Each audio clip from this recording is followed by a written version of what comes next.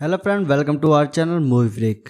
Movie की starting में हम देखते हैं आर्थर बिशप को, जो ब्राजील में एक समुद्र के किनारे अपनी बोट में रहता था। एक दिन वो सुबह उठा और वो कॉफी पीने के बाद अपनी बोट से बाहर निकला और उसने बोट में लगे बॉम्ब को एक्टिवेट कर दिया ताकि कोई उसकी बोट को चुरा ना सके।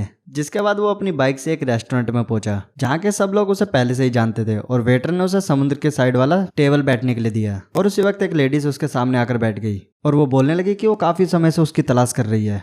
लड़की ने बताया कि उसका मालिक चाहता है कि बिशप 3 लोगों का मर्डर करे और देखने में ऐसा लगना चाहिए कि ये कोई हादसा है। वो जानती थी कि ये काम बिशप के लिए मुश्किल नहीं, क्योंकि वो इस खेल का पुराना खिलाड़ी था। इसी बीच लड़की ने धमकी दी कि अगर उसने उसका कहा नहीं माना तो वो पुलिस को खबर कर देगी और वो सबको बता देगी कि बिशप जिंदा है, क्योंकि पिछली बार वो अपनी मौत का नाटक करके पुलिस से बच चुका था।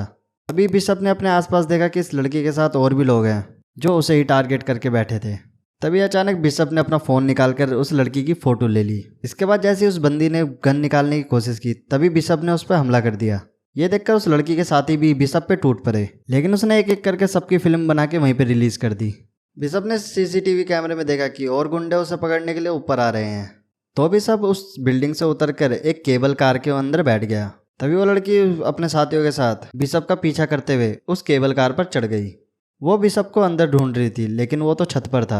उस लड़की ने छत पर गोली चलाई, लेकिन उससे भी बिशप बच गया और एंड वक्त पे वो उस केबल कार से कूदकर एक पैराग्लाइडर पे कूद गया। रात के समय जब वो अपनी बोट पर पहुंचने वाला था तभी उसे पता लगा कि वहां पर पहले से ही 2 लोग मौजूद थे। उसने बिना टाइम वेस्ट करे उसने अपना फ़ोन निकाला और बोट में लगे बम में धमाका कर दिया। इसके बाद वो एक बंदरगाह पे पहुंचा और वहाँ के कंटेनर में से उसने एक डब्बा निकाला और उसे खोलकर उसके अंदर के पासपोर्ट और बाकी के डॉक्यूमेंट्स सबको जला दिया। इसके बाद बिशप एक थाईलैंड के टापू पर गया, जहाँ पहुँच के वो एक लड़की से मिला जिसे वो पहले से ही जानता था। ये लड़की वहाँ के एक होटल की ही मालकिन थी। वो उसे अपने होटल पे ले गई और बिशप ने वहाँ के एक खुफिया जगह से अपना एक बैग निकाला। उस बैग के अंदर कई सारे फ़ोन और काफ़ी सारे हथियार और पासपोर्ट वगैरह रखे थे। उसके बाद उसने उस फोटो वाली लड़की के बारे में जानकारी निकाली, तो उसे पता चला कि ये लड़की एक क्रेन नाम के लड़के के लिए काम करती है और दूसरी तरफ जीना नाम की लड़की होटल की मालकिन से मिली, जिससे उसने कुछ दवाइयाँ मांगी। होटल की मालकिन ने उसके बाजू पर कुछ घाव देखे, जिसे देखकर लग रहा था कि उसे किसी ने बुरी तरह से मारा है। वहाँ की मालकिन ने उसकी और मदद करने की गुजारिश की, जिस पर जीना ने कहा नहीं, मेरे को सिर्फ दवाइयाँ ही चाहिए, और इसके बाद वो वहाँ से चली गई। उसी दिन रात के वक्त मालकिन ने समुद्र में एक अनजान बोट देखी जिसके अंदर आदमी एक लड़की को पीट रहा था। वो फौरन बिशप के पास गई और उसने उस लड़की की मदद करने के लिए कहा, जिसके बाद वो मालकिन की बात मानकर उस बोट पर पहुंचा और उस बोट पे पहुंचकर और बोट पे चढ़कर वो उस आदमी से बोला कि अबे ओ, इस लड़की पर क्या मर्दानगी दिखा रहा है, बस किया तो मुझ जैसे मर्द से लड़। वो लड़की कोई और नहीं, जीना ही थी। वो आदमी जल्दी से अपने बैग में से गन निकालने लगा। इस गलती के लिए बिशप ने उसकी एक नहीं सुनी, उसकी काफी धुलाई करके उसे मार डाला। इसके बाद उसने वहाँ की मालकिन से कहा कि वो जीना को यहाँ से ले जाए। जिसके बाद वो बोट की छानबीन करने लगा। तब उसे वहाँ से जीना का पासपोर्ट और उसका फ़ोन मिला, जिसके अंदर बिशप की तस्वीर थी। जिसके बाद वो वहाँ से निकलकर उसने धमाके से बोट को उड़ा दिया और होटल पर वापस आया। उसने जीना से पूछा कि उसकी तस्वीर उसके फ़ोन में क्या कर रही है। उसने जीना से सबको साफ साफ बताने के लिए कहा कि क्या वो भी क्रेन के लिए काम कर रही है। जीना ने सहमी हुई आवाज़ में कहा कि क्रेन उसे धमका रहा है। अब तक जो भी हुआ वो क्रेन के प्लान का हिस्सा था, ताकि जीना बिशप से मिल सके। और वो बताती है कि मेरा मिशन सिर्फ इतना है कि तुमसे मिलकर एक कॉल करना है और मेरा मिशन खत्म। जिसके बाद बिशप ने पता लगाया कि जीना अनाथ बच्चों को पालती है और उनके लिए पैसा इकट्ठा करती है, और जिन बच्चों की तस्करी भी हो रही थी। क्रेन ने जीना को धमकाते हुए कहा कि अगर वो उसकी बात नहीं मानेगी तो वो उसके बच्चों को मार डालेगा। यहीं बिशप ने एक बोट को देखा जो कि टापू की तरफ ही बढ़ रही है, जिसमें 2 आदमी हैं जो कि टापू की तरफ ही नजर रखे हुए हैं। यहाँ बिशप ने जीना से कहा कि तुम्हें मेरे से दोस्ती बनाने का नाटक करना पड़ेगा, जिससे उनको हम पे शक ना हो। उसने ऐसा ही किया और बिशप ने इन सब में घसीटने के लिए उससे माफ़ी भी मांगी, लेकिन जीना के पास इसके अलावा कोई और भी चारा नहीं था। बिशप ने बताया कि उसे ये जान के खुशी हुई कि वो अनाथ बच्चों को पालती है, क्योंकि वो खुद भी एक अनाथ था। बचपन में उसे और क्रेन को एक गैंगस्टर ने खरीदा था। उस समय बिशप तो उसके जंगल से भागने में कामयाब हो गया था, लेकिन क्रेन उसी के पास ही रह गया था। तब से गैंगस्टर ने क्रेन को गुनहगार समझकर उसे सजा दी और इसी बात का बदला क्रेन बिशप से लेना चाहता था। इसके बाद बिशप ने जीना को इस मुसीबत से निकलने के लिए एक प्लान बनाया और निशानी के तौर पर उसे अपनी एक घड़ी दी। इसके बाद क्रेन के आदमियों ने जीना को किडनैप कर लिया। इसके बाद बिशप ने क्रेन को कॉल करके 2-2 हाथ करने की धमकी दी। इसके बाद क्रेन और बिशप आपस में मिलते हैं और बिशप ने क्रेन से बोला कि जीना बहुत अच्छी लड़की है, उसे छोड़ दे। उसे इन सब में मत घसीट। जिस पर क्रेन ने सामने से उसे एक ऑफर दिया है कि अगर वो इन 3 लोगों को मार देगा तो वो जीना को छोड़ देगा, जिनमें से एक है अफ्रीका का एक माफिया जो दुनिया के सबसे खतरनाक जेल में कैद है। इसके बाद क्रेन ने उसे एक GPS ट्रैकर निकलने के लिए कहा ताकि काम पूरा होने पर उसके आदमी उसे ढूंढ सके। जब बिशप ने जीना के जिंदा होने का सबूत मांगा तो क्रेन ने उससे कहा कि हर मिशन पूरा होने पर वो जीना से बात कर सकता है और तीनों मिशन पूरे होने के बाद जीना रिहा हो जाएगी। इसके बाद बिशप ने अपना काम शुरू कर दिया। तब उसे पता चला कि वो जेल समुद्र के बीचों बीच है जो कि शार्क से भरा हुआ था और उस जेल के चारों ओर 100 मीटर लंबे पहाड़ थे, इसलिए उस जेल में घुसना लगभग नामुमकिन था। इसके बाद बिशप ने कुछ गैंगस्टर की जानकारी निकाली और एक आदमी चुना जिसके चेहरे पर एक टैटू था। उस आदमी जैसा हुलिया बनाया और मिशन के लिए कुछ सामान खरीद लिया। जब अगले दिन वो सड़क पर घूम रहा था तो पुलिस ने उसे वही गैंगस्टर समझकर वापस जेल में डाल दिया। तब उसने जेल के अंदर देखा कि उसका शिकार हर समय अपने साथ 4-5 लोग लेकर चलता है। उसके एक साथी कैदी ने बताया कि इसका नाम क्रिल है और उसने लाइबेरिया देश के एक राष्ट्रपति का खून किया था। अब तक कई कैदी क्रिल को मारने की कोशिश कर चुके हैं, लेकिन इस बार फिर से जब क्रिल पर हमला हुआ तो बिशप ने उसकी जान बचा ली, जिस पर क्रिल ने उसका शुक्रिया अदा किया और उसे खाने पर बुलाया। जब इसके बाद बिशप क्रिल से मिलने गया तो उसने उसकी वहां पर जान ले ली। तो सबको लगा कि उसकी मौत जहरीला खाना खाने की वजह से हुई है। जिसके बाद उसने वहां की दीवार पर एक विस्फोट किया और अपने शरीर पर एक ऐसा लिक्विड लगाया जिससे शार्क उसके पास न आए।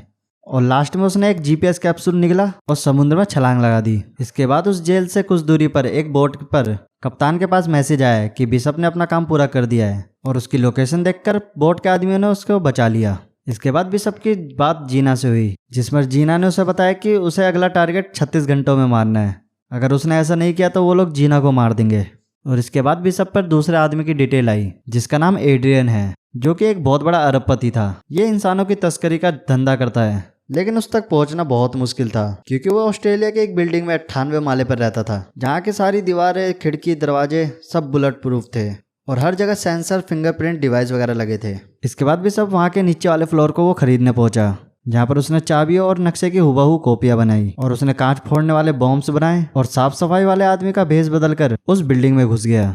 इसके बाद उस बिल्डिंग की खिड़की से निकल के एड्रियन के स्विमिंग पूल तक पहुंच गया और उस स्विमिंग पूल में बॉम्ब फिट कर दिए। जैसे ही एड्रियन उस स्विमिंग पूल में नहाने आया तभी बिशप ने उस पूल में धमाका कर दिया, जिसके बाद एड्रियन सीधा नीचे गिरकर मारा गया। ये मिशन पूरा होने के बाद जीना का फिर से कॉल आया, जिसमें उसने चालाकी से बोट का नंबर दिखा दिया जिसके अंदर वो कैद थी। जिसके बाद वो हेलीकॉप्टर लेकर जीना के पास उसे बचाने पहुंचा और वहां पहुंचकर कई सारे गुंडों को उसने एक झटके में मार गिराया। लेकिन अफसोस कुछ देर बाद वो पकड़ा गया। अब यहाँ पर क्रेन ने उसे आखिरी चेतावनी देते हुए कहा, इस बार तो मैं तुम्हें माफ कर देता हूँ, लेकिन अगर फिर से ऐसा हुआ तो जीना को मैं बगैर सोचे समझे मार दूंगा और उसकी मौत के जिम्मेदार होगे तुम। अब भी सबका आखिरी मिशन था कि अमेरिका में रहने वाले मैक्स को मारने का। वो एक ऐसी बिल्डिंग में छुपा हुआ था जो कि एक पहाड़ के ऊपर बनी हुई है और वहीं पर सबमरीन्स का भी कारखाना था। दरअसल इन सबमरीन्स में बड़ी बड़ी मिसाइल्स छिपाई गई थी। अब यहाँ खुफिया तरीके से किसी का भी अंदर आना या वहां से बाहर जाना नामुमकिन सा था। जो भी यहाँ छुप के घुसने की कोशिश करता था वो सीधा मौत के मुंह में जाता था। अब भी सबके पास इस काम को पूरा करने के लिए सिर्फ 48 घंटे का समय था। उसे पता चला कि मैक्स ने एक हेलीकॉप्टर अपने पास मंगवाया है, जिस पर बिशप ने प्लान बनाया कि वो हेलीकॉप्टर के नीचे छुपकर मैक्स तक पहुंचेगा। इस समय उसका ये प्लान कामयाब रहा। वो उस बिल्डिंग के अंदर घुस गया, जिसके बाद उसने उस बिल्डिंग की सभी CCTV कैमरों को फ्रीज कर दिया। अब कैमरा फ्रीज होते ही उस बिल्डिंग में चारों ओर हड़कंप मच गया, जिसके बाद वहां के गार्ड्स मैक्स को सेफली एक खास कमरे में ले जाने लगे। तभी बिशप ने लिफ्ट के अंदर धमाका कर दिया, लेकिन किसी तरह से मैक्स खास कमरे तक पहुंच गया। लेकिन हम देखते हैं कि हमारा हीरो पहले से यहाँ पर मौजूद था।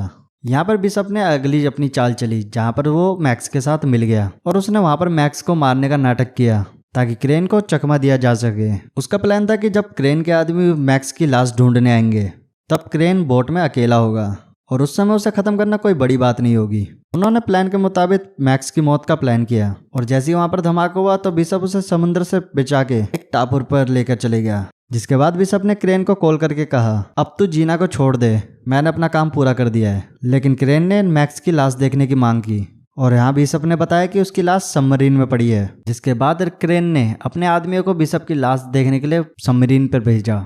बिशप ने यहाँ पर अपनी तैयारी पहले से ही बॉम्ब लगाकर कर रखी थी। अब जैसे क्रेन के आदमी यहाँ पर पहुंचे तभी बिशप ने उन्हें गोलियों से भून दिया। उधर दूसरी तरफ क्रेन ने अपने कैमरे में सब कुछ देख लिया तभी वहां से बिशप निकलकर क्रेन की बोट पर पहुंचा और वहां के सभी गार्डों को मार डाला। इसी बीच जीना को भी गोली लग गई और दूसरी तरफ क्रेन ने बोट में लगे बॉम्ब को एक्टिवेट कर दिया, जिसके बाद बिशप ने जल्दी से जीना को छुड़ाया, उसे एक ऐसे कैप्सूल में पहुंचा दिया जो धमाका होने से पहले बोट से अलग हो गया।